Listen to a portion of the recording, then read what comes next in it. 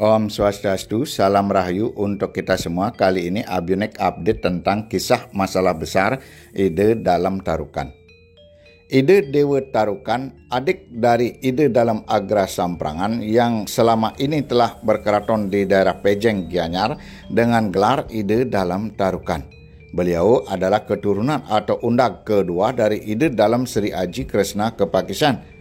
Walaupun beliau beristana di Pejeng jauh dari pusat kerajaan, tetapi beliau mengetahui keadaan dan situasi yang terjadi di Samprangan. Telah didengar bahwa Ide dalam Samprangan sering mengecewakan para menteri karena tidak bisa menghadap baginda raja. Maka dari itu, sebelum Kiai Kebon Tubuh berkeinginan mengatasi masalah ini dengan menobatkan Ide Dewa Ketut Ngulesir sebagai raja, Ide dalam Tarukan sudah lebih dulu berkeinginan mengatasi keadaan ini. Beliau mengutus anak angkat beliau yang bernama Kuda Penandang Kajar untuk menjemput dan memohon agar Ide Dewa Ketut Ngulesir segera pulang ke Samprangan dan mau sebagai raja menggantikan kakaknya Ide dalam Agra Samprangan. Agar dipercaya sebagai utusan dari Samprangan, disuruh membawa keris kilobar, pakaian kebesaran, dan kendaraan si gagak. Maka berangkatlah Kuda Penandang Kajar menuju desa Pandak, tempat Ide Dewa Ketut Ngulesir tinggal. Namun permohonan ini ditolak.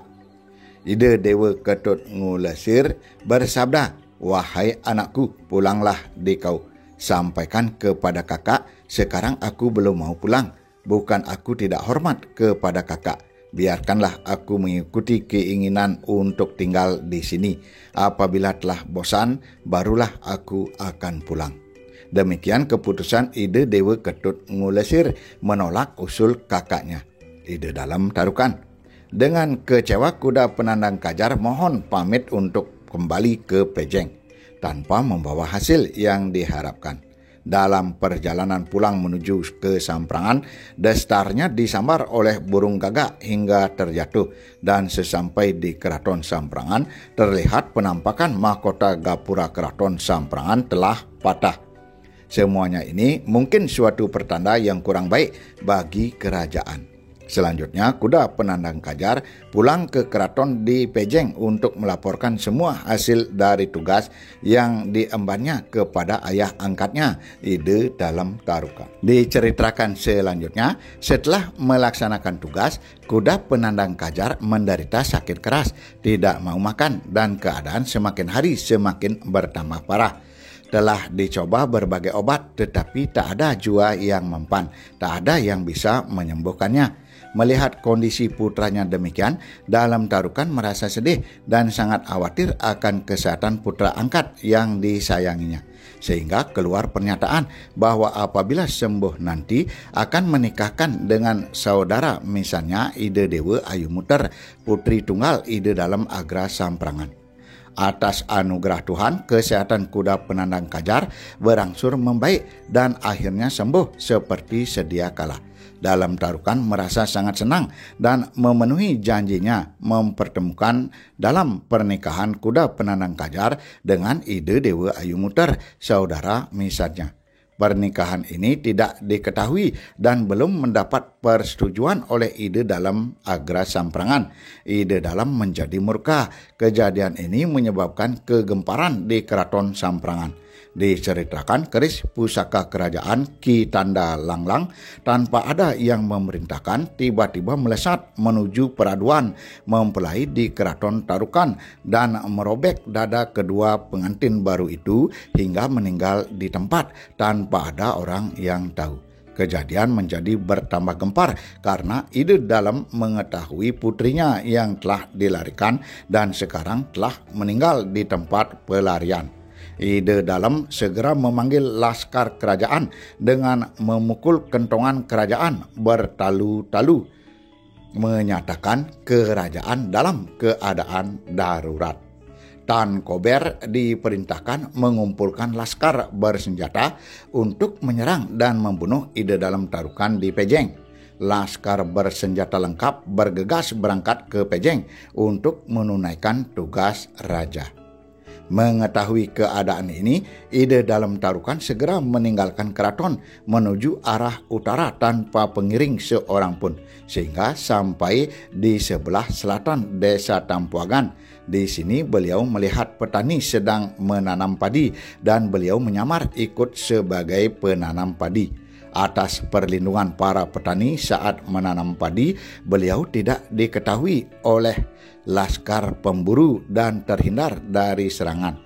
Laskar Samprangan pulang kembali tanpa membawa hasil. Ide Dalam Tarukan melanjutkan perjalanan ke utara dan tiba di desa pegunungan di tempat kediaman Ki Dukuh Pantunan. Semua kejadian yang telah dialami diceritakan kepada Ki Dukuh sehingga beliau diterima dan dilindungi di pondoknya. Untuk penyamaran, beliau bersabda kepada Ki Dukuh agar tidak lagi memanggilnya dengan panggilan dalam, melainkan Gusti saja.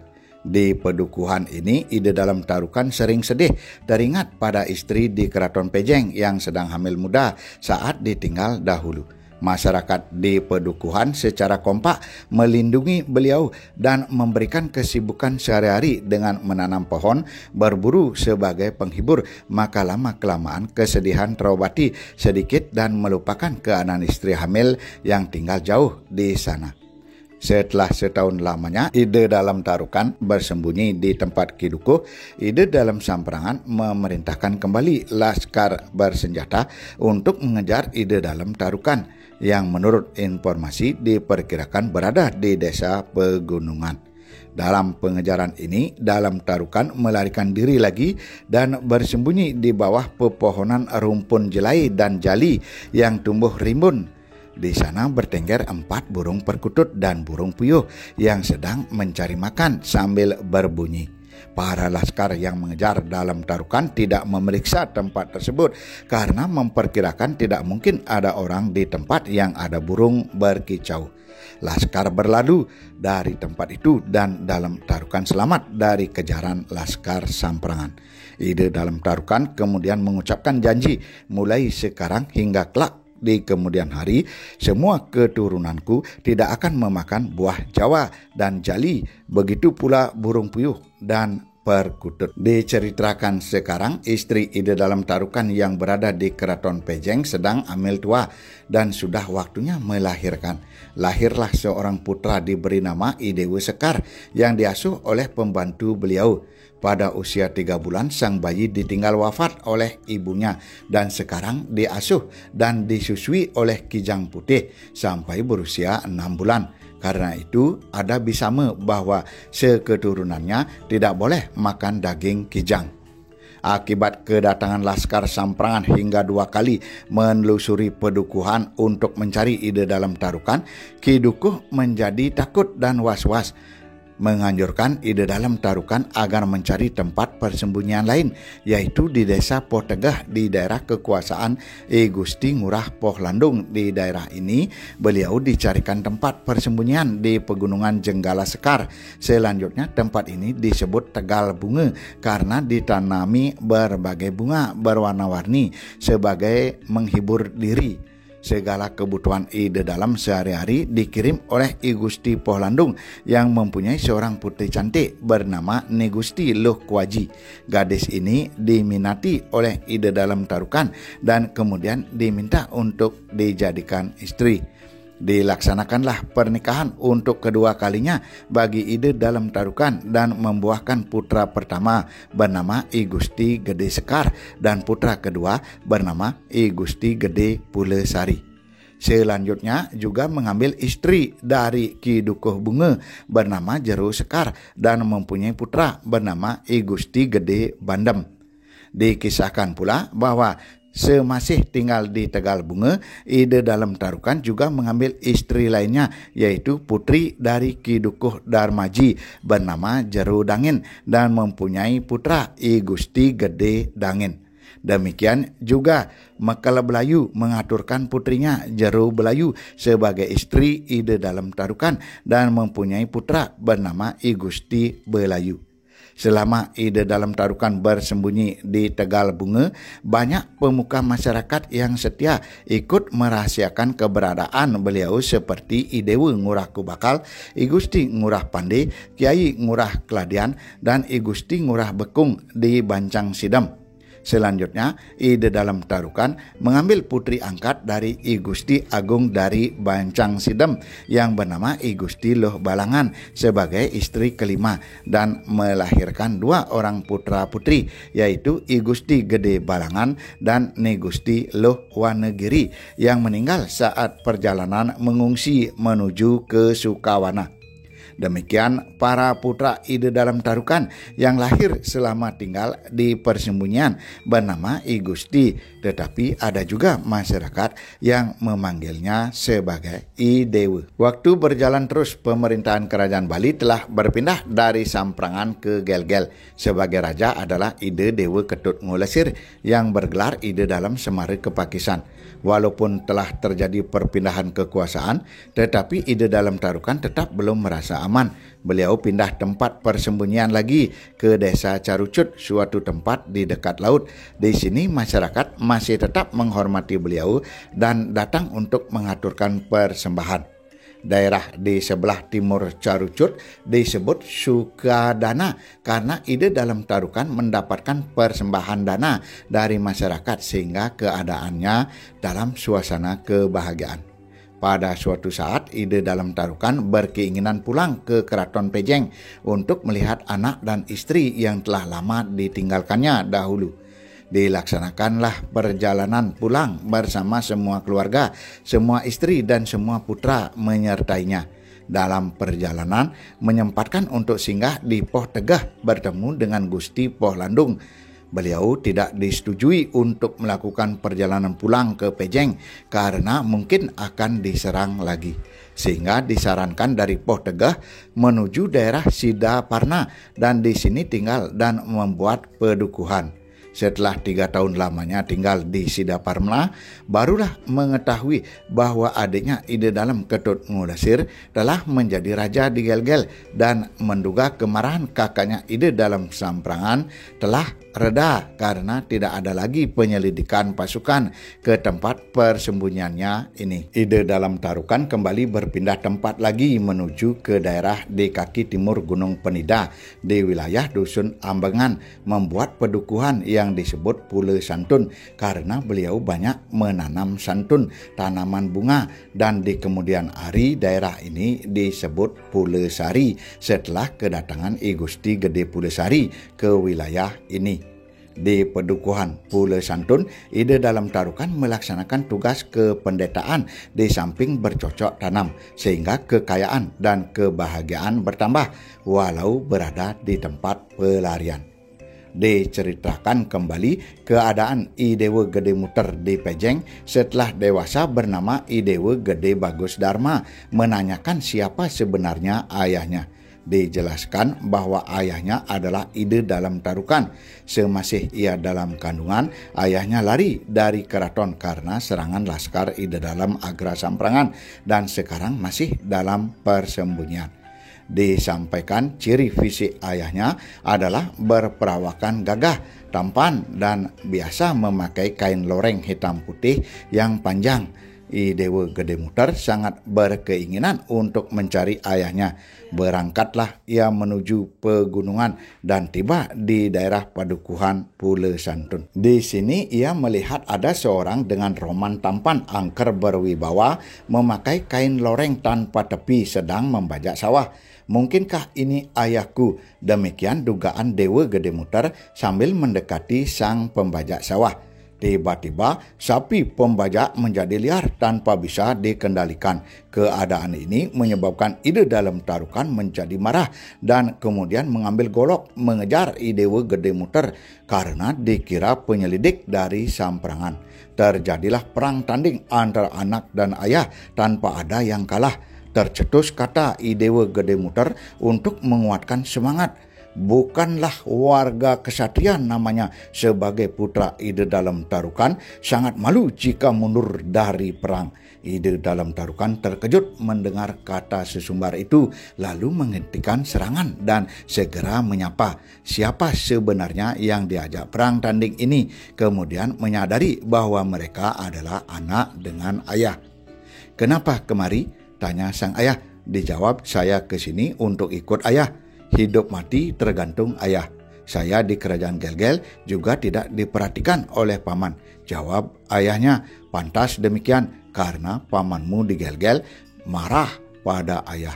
Sekarang ikut ayah di sini."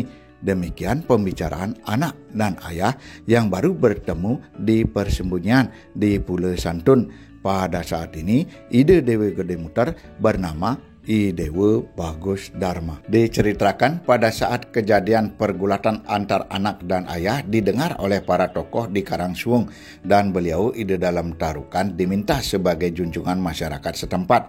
Dan sekarang Karangsuwung berubah nama menjadi Tampuagan. Tampa artinya diterima dan Ua artinya orang-orang tua sebagai junjungan. Demikian setelah Ide Dalam Tarukan bertemu dengan putra sulung I Dewa Bagus Dharma setelah lama menjalani kehidupan sebagai pendeta di desa pegunungan dengan batas daerah yang cukup luas, yakni di sebelah utara sampai ke barat meliputi daerah Carangsari, Catur, semuanya di sebelah timur Pojok Batu. Batas timur meliputi Watu Wayang, Juntal. Batas daerah pegunungan kering meliputi Bonyoh, Perasen, Daya, sampai Culik dan Keladian. Setelah beliau berusia lanjut dan akhirnya wafat menuju ke Sunia Loka pada tahun 1399 Masehi, maka dilaksanakanlah upacara Palebon dengan memakai usungan jenazah berupa padma dengan tiang dari bambu kuning dan memakai lembu untuk pembakaran jenazah di kuburan Tampuagan. Setelah selesai upacara, sisa sarana upacara dihanyut di kongkang, sedangkan tulang pada sekah ditanam di kuburan Tampuagan dan menjadi perlambang di pura dalam Tampuagan. Selesai Palebon dilanjutkan dengan upacara ngeroras oleh I Dewa Gede Muter yang menyelesaikan upacara dipimpin oleh Dukuh Bunga, De Dukuh Jati Tuhu, dan Dukuh Pantunan. Upacara terlaksana dengan baik dan setelah selesai upacara terdapat sisa makanan yang melimpah karena tidak habis disantap sehingga dibuang ke sungai seperti bubur mengalir ke hilir. Sungai itu kemudian disebut Tukad Bubuh. Sisa uang yang berlimpah juga dibuang ke sungai. Sungai itu kemudian disebut Yeh Harta atau Tukad Jinah. Kedua sungai itu mengalir di daerah Klungkung. Berita adanya banyak uang dan makanan yang hanyut di sungai yang mengalir ke daerah Klungkung mengakibatkan berita tentang wafatnya Ide Dalam Tarukan sampai kepada Raja di Gelgel. Ide Dalam Semara Kepakisan memerintahkan untuk mengirim utusan kerajaan guna menjemput ponakannya, para putra Ide Dalam Tarukan. Utusan dipimpin oleh Kiai Kaler, keponakan dari Kiai Telabah, dengan 200 orang pengiring. I Dewa Bagus Dharma menerima utusan mewakili saudaranya dan berkata kepada para utusan, "Sampaikan kepada Ide Dalam, kami hormat kepada beliau, namun saya tidak dapat datang menghadap beliau sekarang. Besok lusa saya akan menghadap beliau." Demikian penolakan secara halus dari para putra Ide Dalam Tarukan karena ingat pesan ayahnya agar tidak kembali ke keraton. Kegagalan untuk menjemput keponakannya mengakibatkan Ide Dalam Semara Kepakisan menjadi murka dan memutuskan untuk menyerang desa di pegunungan tempat tinggal para putra Ide Dalam Tarukan. Penyerangan ini dipimpin oleh Kiai Anglurah Denpasar, Kiai Anglurah Tabanan, Kiai Anglurah Karangasem, Kiai Anglurah Kapal, dan para manca agung lainnya. Terjadilah pertempuran yang sengit, saling serang menyebabkan prajurit desa terdesak. I Dewa Bagus Dharma merasa geram melihat prajuritnya terdesak dan turun langsung untuk melakukan serangan balasan. Bertambah sengit suasana perang antara laskar paman dengan ponakan ketika malam telah menjelang diputuskan untuk menghentikan serangan agar tidak terjadi banyak korban dan keadaan menjadi bertambah hancur. Selanjutnya, ide dalam mengutus kembali Kiai Buringkit dengan Kiai Ngurah Keladian, keturunan Arya Blog bersama Kiai Ngurah Pandi dan Idewe Ngurah Kubakal untuk berbicara dan membujuk para tokoh setempat agar para putra ide dalam Tarukan mau pulang ke Gegel dan menyarankan kepada siapapun agar tidak membantu para putra ide dalam Tarukan apabila Gel-Gel menyerang kembali ke pegunungan. Beberapa para tokoh masyarakat ada yang mengikuti permintaan ide dalam, namun I Gusti Gede Poh Tegah dan I Gusti Ngurah Bekung bersama para putra ide dalam Tarukan tidak menyetujui saran ide dalam. Keputusan ini menyebabkan Gel-Gel melakukan serangan kembali yang dipimpin oleh Kiai Kebon Tubuh, Kiai Anglurah Denpasar, Kiai Anglurah Tabanan, Kiai Anglurah Kapal. Dalam pertempuran ini, Laskar Putra dalam Tarukan terdesak. Anglurah Bancang Sidam gugur. I Dewa Bagus Dharma kembali maju bertempur dan berhadapan dengan Kiai Kebon Tubuh dan Anglurah Denpasar. Selanjutnya, I Dewa Bagus Dharma dalam pertempuran ini tidak jelas kepastian keberadaannya, sehingga Laskar Pegunungan menyatakan menyerah. Kemudian Laskar Gel-Gel mundur dan berkumpul di sebelah antara desa Nyanglan. Di sini dibuatkan bambang atau lubang besar untuk mengubur para prajurit yang gugur dalam peperangan. Sekarang daerah itu disebut Desa Bambang di Kabupaten Bangli. Di Desa Nyanglan, di tempat ini Kiai Kebon Tubuh, Kiai Poh Landung berkumpul dengan para putra ide dalam Tarukan untuk berangkat menuju ke Gel-Gel menghadap ide dalam Semara Kepakisan. Sesampai di Gel-Gel, para putra ide dalam Tarukan diterima dengan baik oleh ide dalam dan mendapatkan wejangan dan bersama. Engkau anakku semua, Ki Sekar, Pulesari, Balangan, dan Belayu, sekarang jangan kalian menyamai aku, karena engkau dilahirkan oleh ayahmu kakak Tarukan. Sekarang demikian akibatnya, tetapi aku tidak mau merendahkan engkau. Leluhur kita adalah sama. Perhatikan kataku, jika engkau tidak menjunjung nasihatku, engkau akan hina menjadi orang sudra. Jika engkau tetap setia, boleh menjadi golongan rohaniawan. Engkau tahu menjaga pikiran, tidak memaksakan kehendak, tahu menjaga tugas kependetaan, dan engkau boleh mempunyai sisya karena engkau keturunan dalam. Demikian salah satu bisama ide dalam Semara Kepakisan kepada para putra ide dalam Tarukan, sehingga keturunannya sampai saat ini tidak memakai nama Gusti seperti sebelumnya. Diceritakan para putra ide dalam Tarukan diberikan surat pemancangan dan tempat tinggal di berbagai daerah oleh ide dalam Semara Kepakisan di seluruh Bali. I Gusti Gede Sekar berkedudukan di Banjar Sekar, Nongan. I Gusti Gede Pulesari kembali ke Pulesari. I Gusti Gede Bandam kembali ke wilayah Budekeling, Bebandem. I Gusti Gede Belayu kembali ke Sangkan Gunung.